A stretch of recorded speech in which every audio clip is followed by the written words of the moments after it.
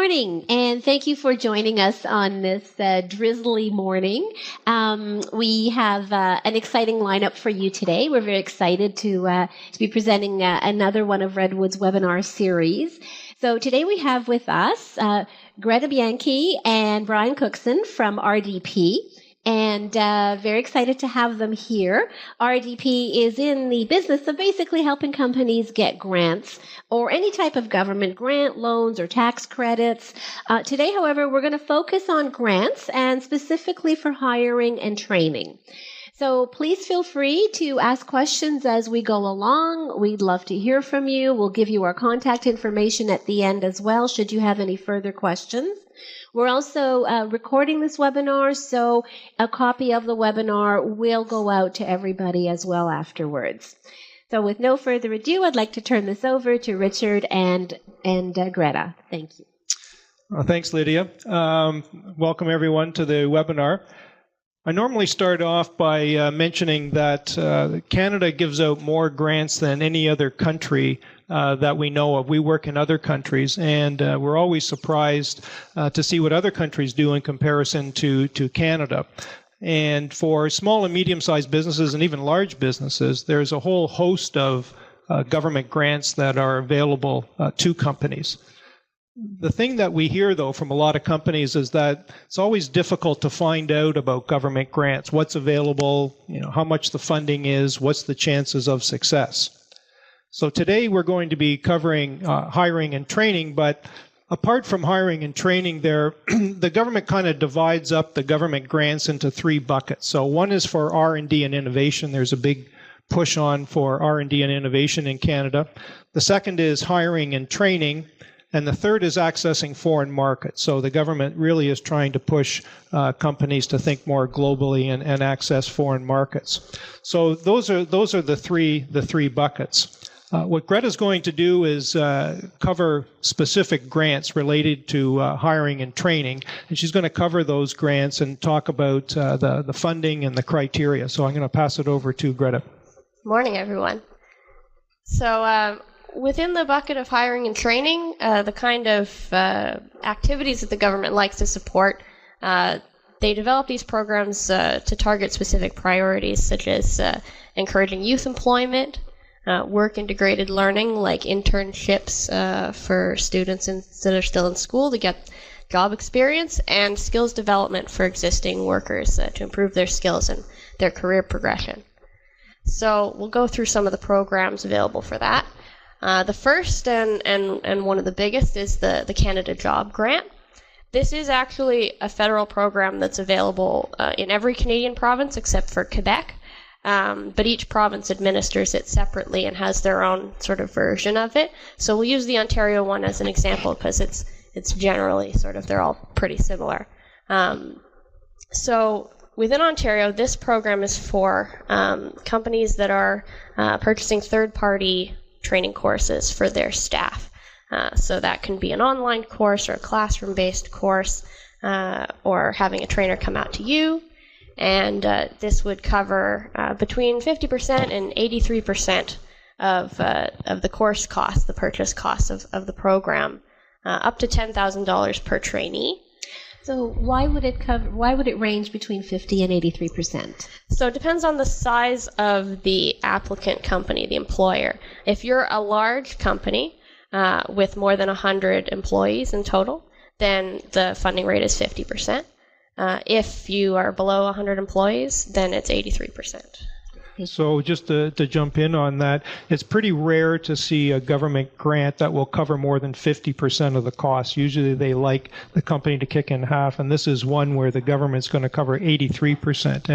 And we have seen that as pretty generous in comparison to what we've seen in other programs and that sort of thing. And one of the things we do know, we hear from companies a lot, is that training is really important. And this is a great way to subsidize training, I think, if you get 83% covered. Yeah, you can put as many of your employees through this training program as you want. They'll fund up to $10,000 per trainee, capped at $300,000 per company. The program has a $40 million annual budget, so they give out quite a lot of grants. And it's open to all employers in Ontario, for-profit or non-profit companies. Yeah. Again, you don't see too much. Well, usually nonprofit have their own grants, but this is one where it covers both. So very generous again. So the next program is also for training, but specifically aimed at manufacturing companies, so for-profit businesses in the manufacturing sector in Ontario that have between 10 and 1,000 employees.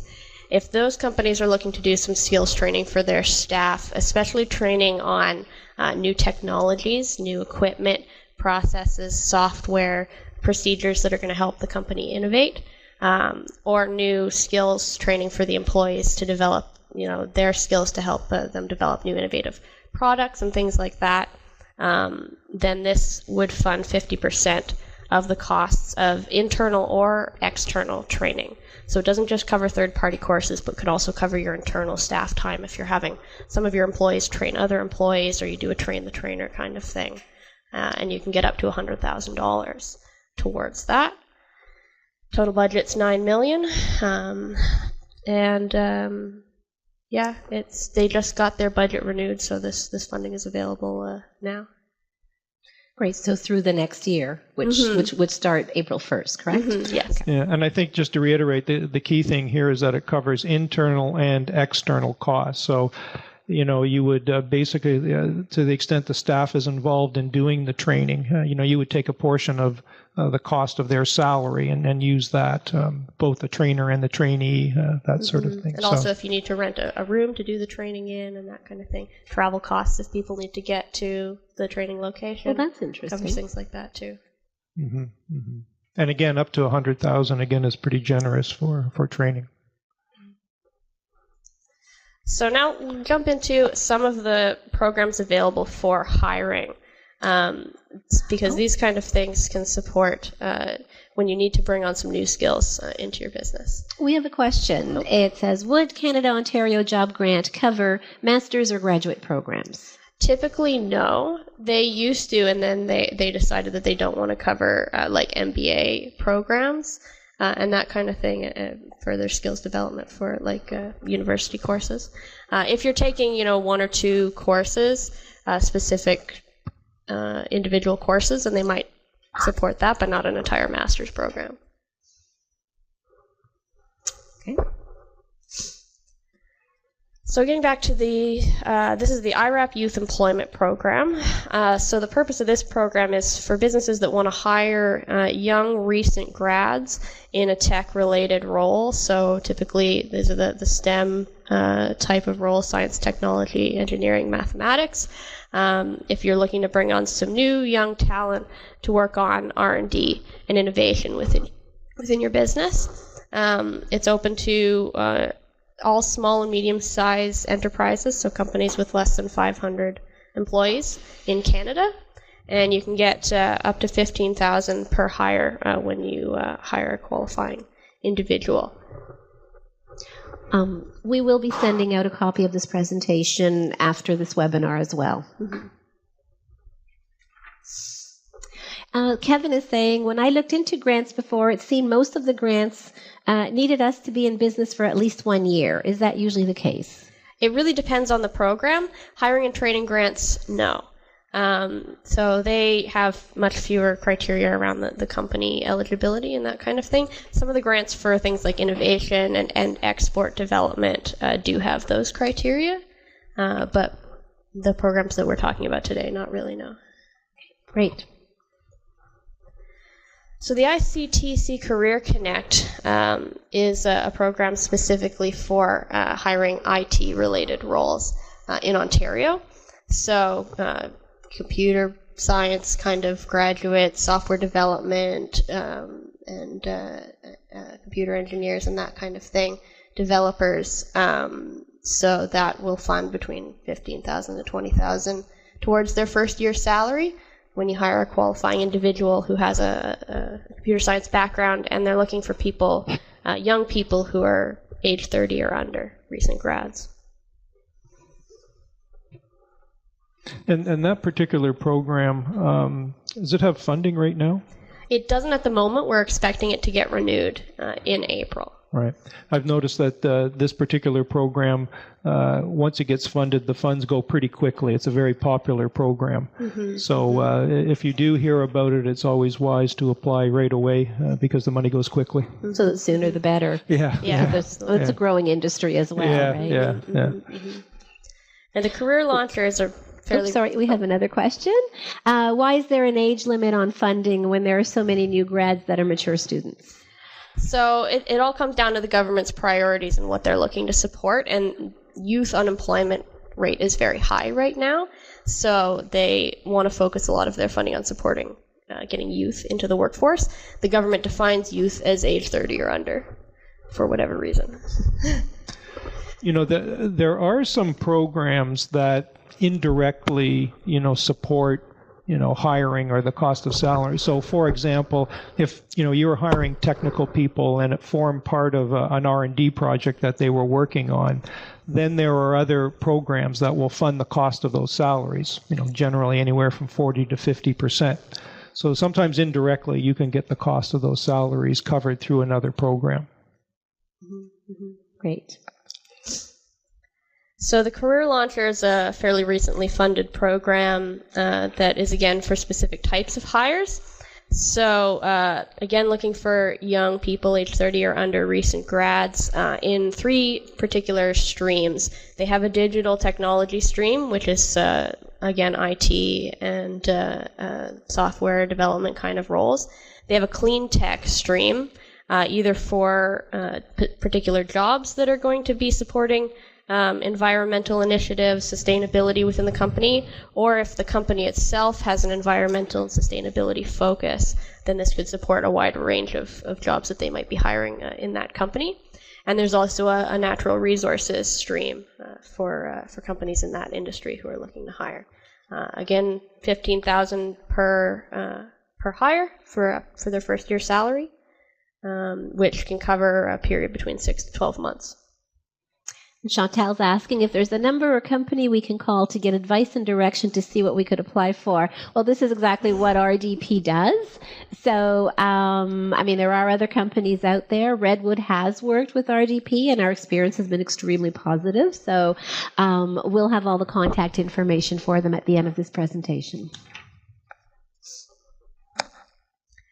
So the OCE TALENTEDGE Fund is for internship and fellowship hiring. So this is if you're looking to bring on some students who are still in school. Could be final year undergrad, or could be master's students, or even PhD candidates that you want to bring on to help you on an R&D project or some sort of innovative research project that you can get funding to cover their salary for up to 2 years, depending on the level of the student that you need, if it's a PhD candidate kind of thing. So you can get up to $35,000 towards their salary. Open to all industries, all sectors, as long as you're working on some sort of innovation. Cool. So Sue was asking for Ontario job grants at less than 100 or more than 100 employees. She's saying that she is a construction company that's 300 staff during the summer and 50 full-time staff in the winter. So where would they fall in? So it's full-time equivalent staff based on the number of T4s that you file with your corporate tax return. So if a lot of them are... Yeah, so if they're part-time, that wouldn't be, I don't know whether they would take the part-time and work out a full-time equivalent, whether they would take 3 part-time people together and do that. But that at worst, that would be the idea. So you would take the 300 staff that you work during the summer, and if that were like 3 months, then I guess you would take 1/4 of that. Yeah, that's a quarter of a person. Yeah, so you might be a little over 100 if you factor that in. So I don't know. We'd have to take a closer look and see how that particular program would look at just summer help, because it isn't full time. Full time is 50. And does OCE TALENTEDGE have an age limit? No. Okay. And how do these grants define innovation projects? Good question. Yeah, so I mean, in general, R&D and innovation is when you're trying to develop some sort of new knowledge or new applications of technology.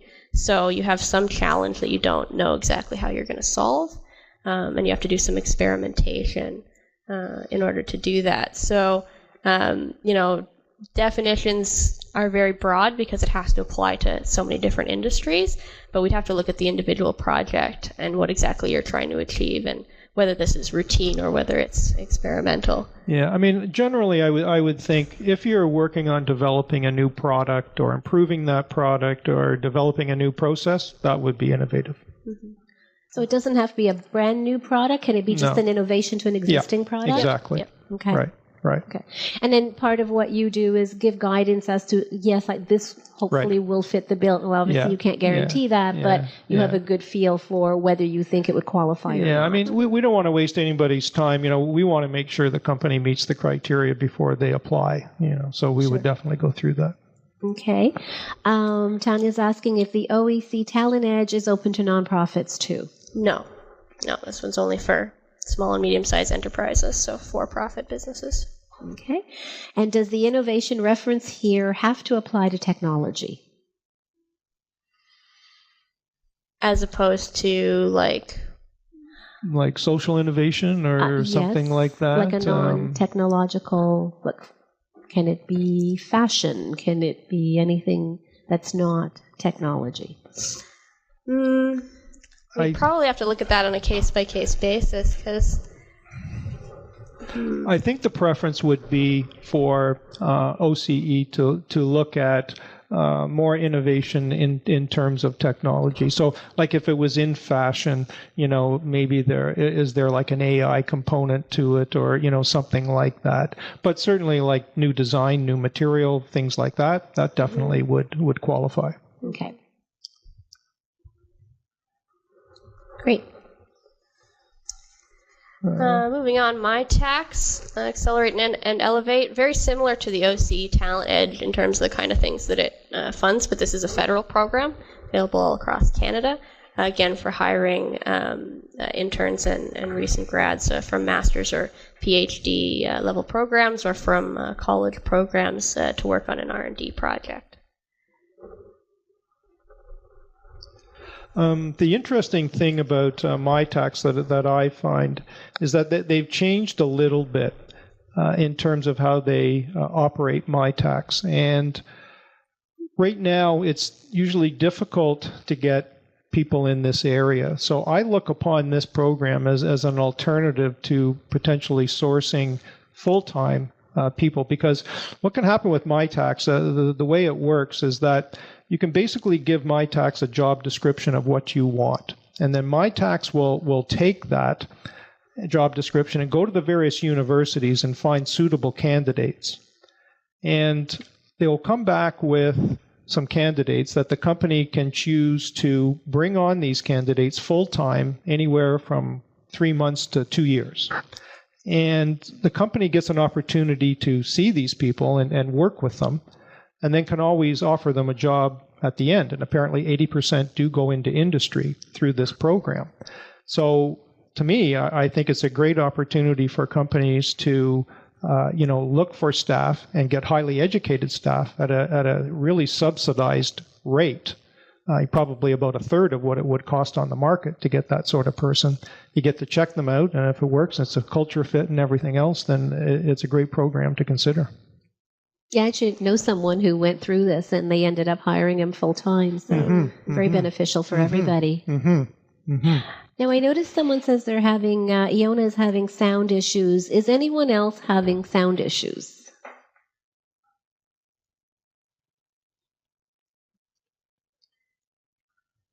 Okay, thank you. Okay. I noticed Sue was asking about business methods. Yes, sorry, I missed that. Yeah. So on business methods, I would say if you're trying to automate a business method, in some way, then that would definitely qualify.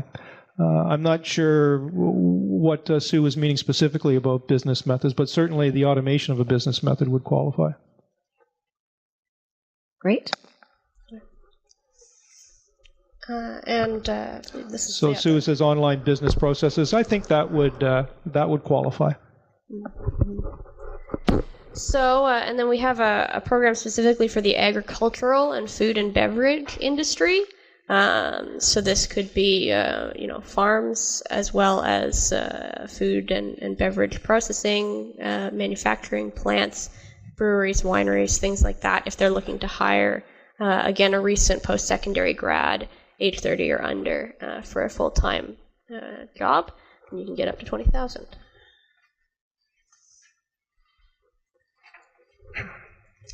Okay, great. And the last little thing that we'll mention is there are a couple of tax credits that you can also get towards wages of apprentices and co-op students. So if you have hired a qualified apprentice, like from a Red Seal trade, you can get a credit back every year worth between 25 to 45% of their salary, up to $10,000 per year for 4 years. And then if you have hired any co-op students, university students who are in a recognized co-op program, you can get, again, a credit between 25 to 45% of their salary for the 4-month term that you had them on, up to $3,000. So these are claimed on your corporate tax return at the end of each year. And is it just universities? Because now so many colleges have co-op programs as well. Oh, yes. Yeah, colleges would qualify as well. Yes, thanks. Okay. And these 2 credits are dead easy to apply for, and you get it. That you're not in competition with anybody else. You meet the criteria, you get the credit. The only problem is companies sometimes just forget to do it in their tax return. So it's important to keep it in mind. Mm-hmm.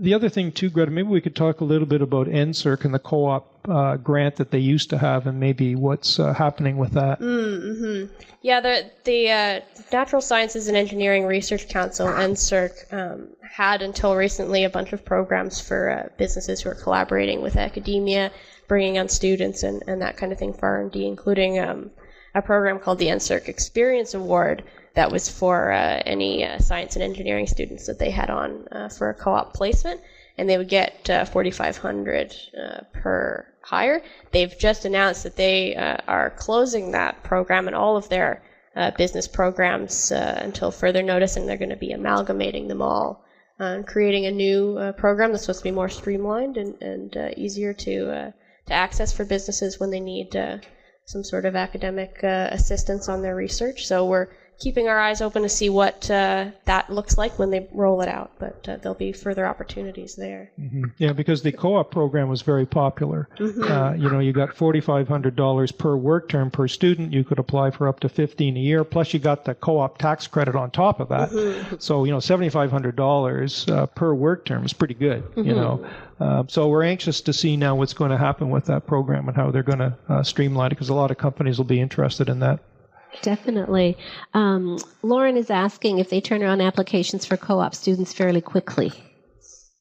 For the tax credit?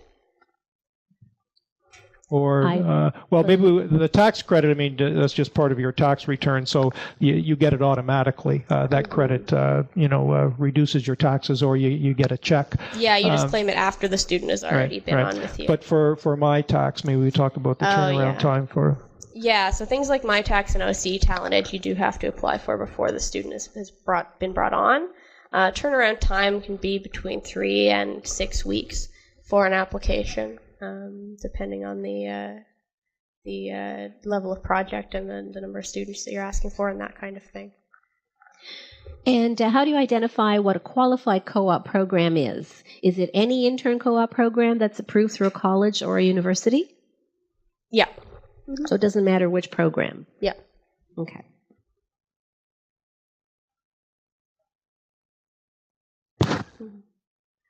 Great. Has anyone of our audience ever used any of these grants or applied for any of these grants?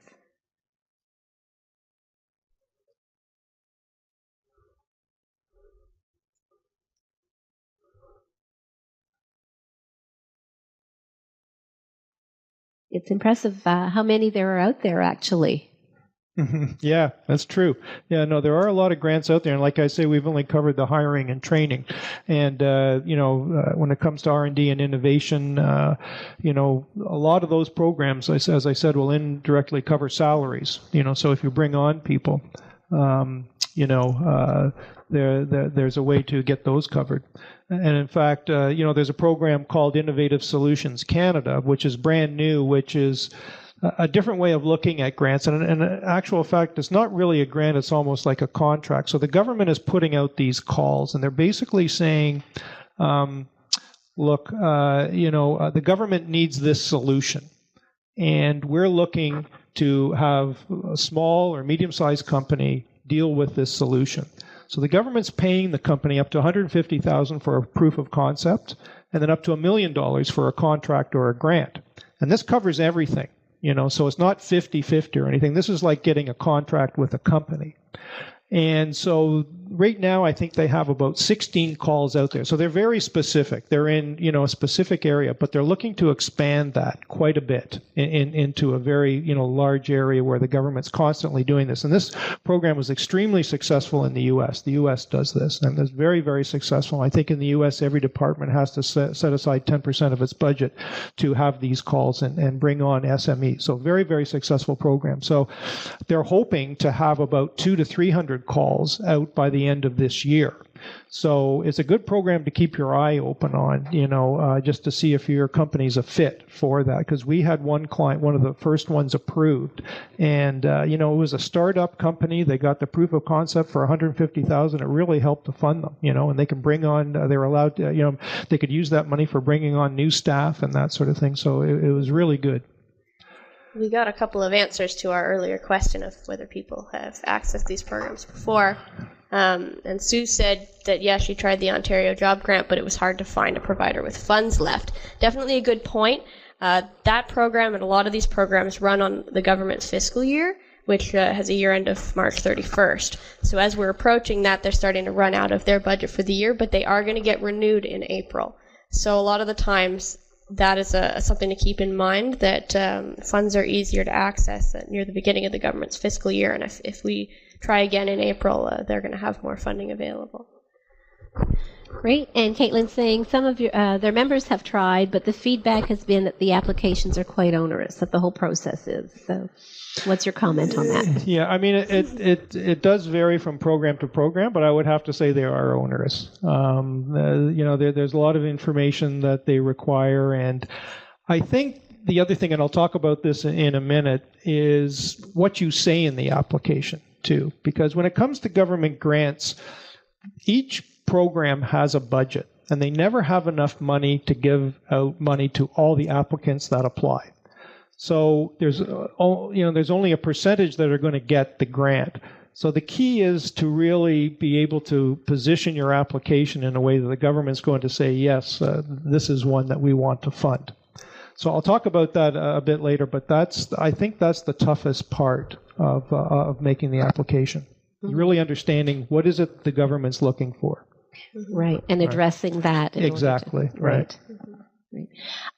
And Bev is asking, what is the program called that you were talking about now, the contract? Right, so that was Innovative Solutions Canada. I don't know how you want me to, I can provide that information, or Bev, you can contact me and I can send you out the link to the program and that sort of thing, but we can provide that information.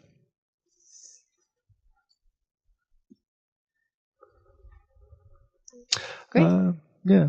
So I think I'll talk a little bit about applying for government grants, and there's a couple of things that you need to keep in mind.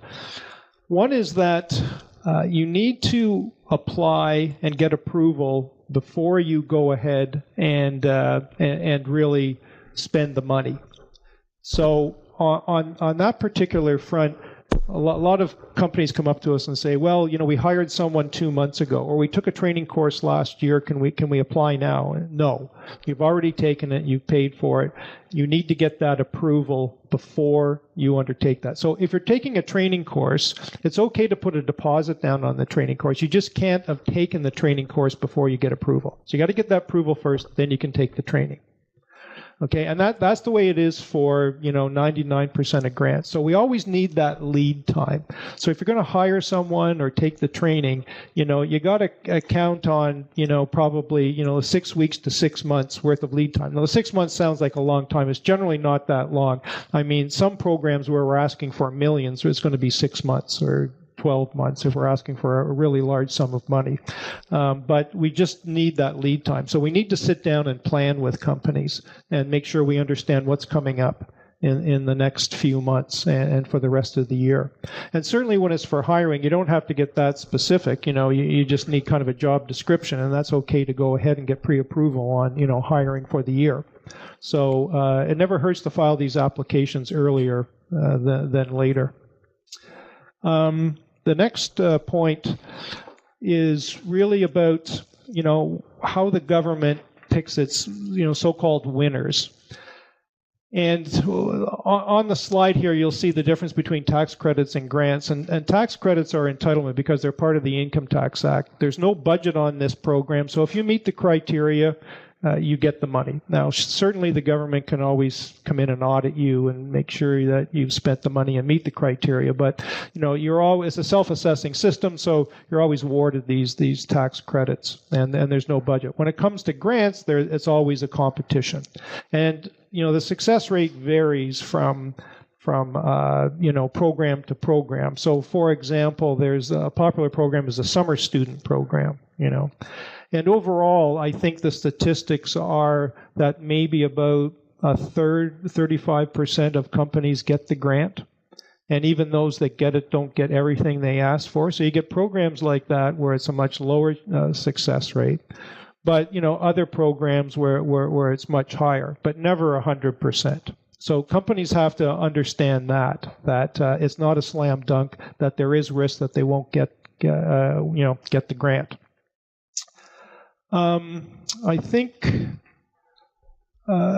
factors that affect your success.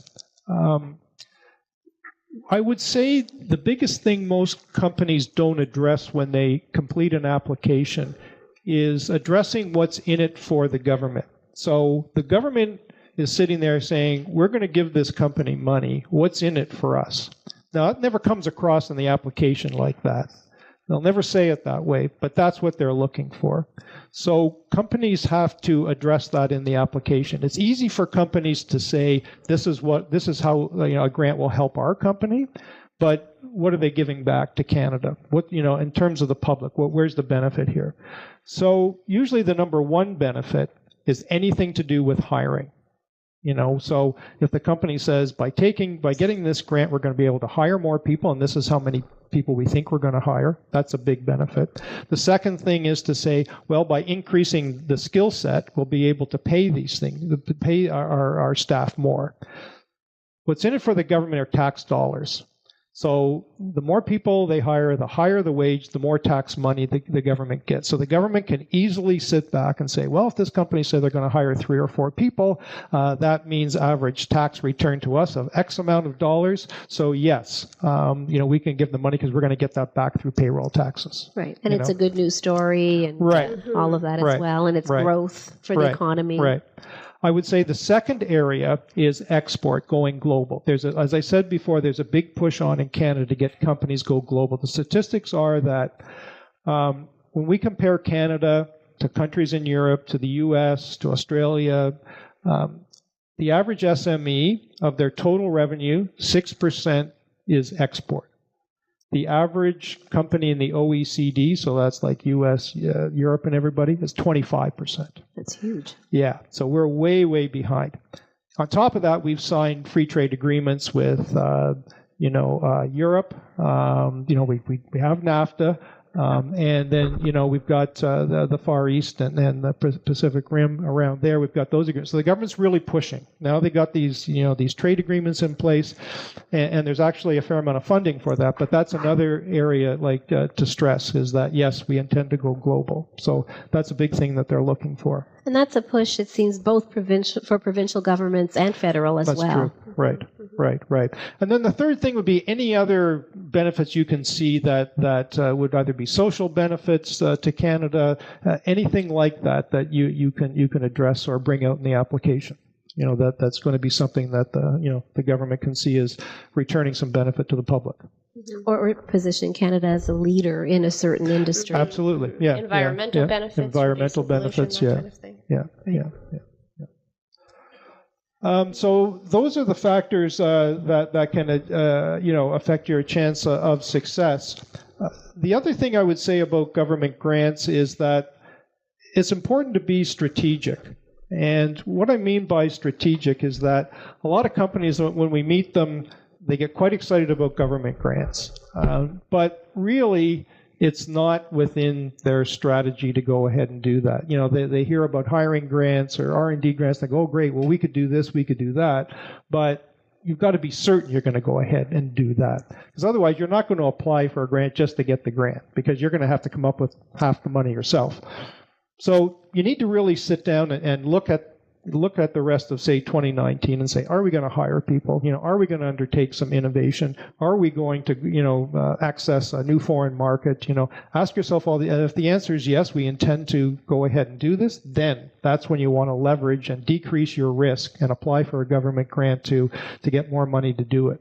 We accessed the grant to go into the Netherlands, and it really helped us because we went into a market that we didn't have any contacts, no connections, nothing. So it allowed me to, hire some salespeople and subsidize those costs, and it really helped to just decrease the risk. So we were able to access the market sooner than we otherwise would, and get up and running. So I thought it was really of benefit.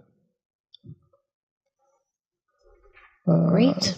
So I think that's about everything that we had to say so far about government grants.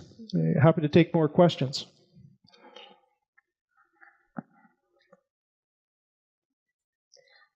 So it's quite a selection to choose from, and this is only a part of, because we have focused only on one area today. Right. So, and I'm sure the whole export thing, there's a whole bunch of other grants there as well. There's many other grants there too. And I would say the other thing too is the government will also single out certain industries from time to time and provide grants just for them. So, for example, the agricultural industry has a whole set of grants in and of to themselves. So agriculture is everything from farming to food and beverage companies, all along the piece there. So you have things like that. And certainly, areas like clean tech and, green initiatives, they have their separate set of grants, that sort of thing. So you'll get that as well. And there's also been grants too promoting for women and diversity and inclusion as well, correct? Right. Absolutely. Yeah, that's a good point. And so I think the government set aside, was it $100 million for the women entrepreneurship strategy? Yes. Yeah. So they had the first round of that where they had a program for $20 million where women entrepreneurs could apply for that. And again, that was a pretty open program, meaning that you could apply, all sorts of costs would be covered for that. But we're waiting to hear. I don't think we've heard anything on that first round. They said they got over 3,000 applications for the first round, so they're working on going through all those. They have to evaluate them all fairly and then pick, the top winners. Right. But there will be more grants coming out in that area. And you think that later on in probably 2019 they'll have another call, and then there's still more grants they haven't even announced. Right. Yeah. So Bev is saying, do we have a program to partner with training providers for their clients? Oh, like to work with a training provider to help their clients apply for the grants kind of thing. We do that quite often where we will partner with a training provider, and every time they have a client that's signing up, we can engage with them. Definitely. When we work with training providers in the past, we've worked in a number of different ways where, the training provider, we could work under their umbrella where, they offer the service, to the client if they want to streamline it like that. or to the other side where they just refer us in and see if the client wants help with applying for the grant. So we've really kind of covered the spectrum, and but we're quite open as to how we work with training companies and training providers in this area. So the grant could either come to the training provider, or it could go to the company, the client, who then hires the training provider. Is that correct? It can't go to the training provider. It has to go to the company. The company Correct. who is actually paying for the training has to apply.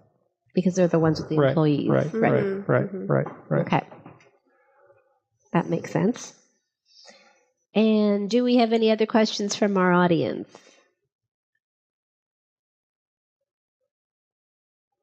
Because this has been very insightful and very helpful.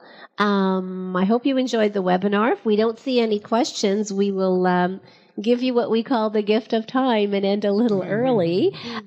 So thank you so much, everyone, for attending. We'll be sending out a copy of this webinar as well, so you can refer back to that. And with that, I'll also include Brian and Greta's contact information as well. Thank you so much, and have a great day. Thanks, everyone. Stay dry. Bye.